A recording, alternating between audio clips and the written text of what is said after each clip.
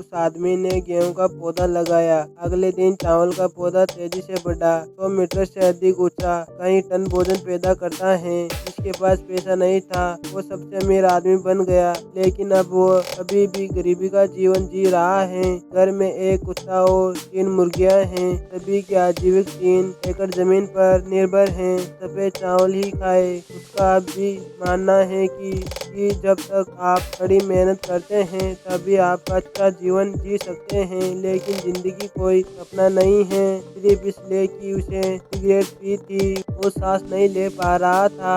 अंत में वह मुझे बस अपने पालतू जानवरों से मुझे घर ले जाने के लिए कहना पड़ा। कुत्ते ने दिन रात देखभाल की। उन्होंने सोचा कि वो स्वच्छ है और काम करना जारी रख सकता है, परंतु वो इसे तनिक भी बर्दाश्त नहीं कर सका। उसने दवा ली और सो गया। ये सभी जानवर बाहर आंगन में हैं, परंतु उस आदमी ने केवल खेत में गेहूं के बारे में सोचा। चिंता इस बात की है कि अगर मैंने कुछ समय तक इसकी देखभाल नहीं की तो बहुत सारी खरपतवार हो जाएगी जो गेहूं को नष्ट कर देंगे। यह सोचकर वो अपने बिस्तर से उठा।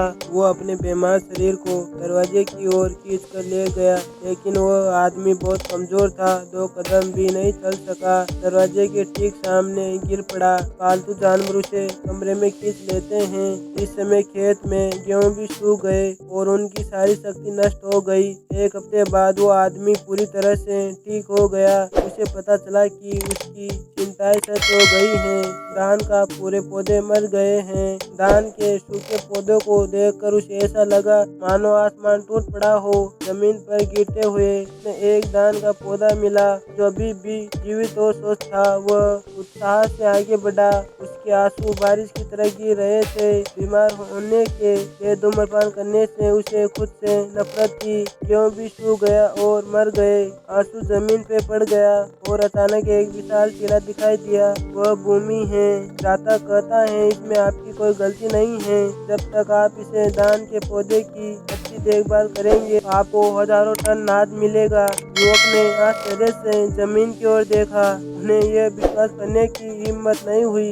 यह गेहूं का पौधा हजारों टन भोजन पैदा कर सकता है, लेकिन इसके अलावा कोई रास्ता नहीं था कि वह केवल अस्तित्व तौर पर जमीन की बातों पर विश्वास कर सकता है।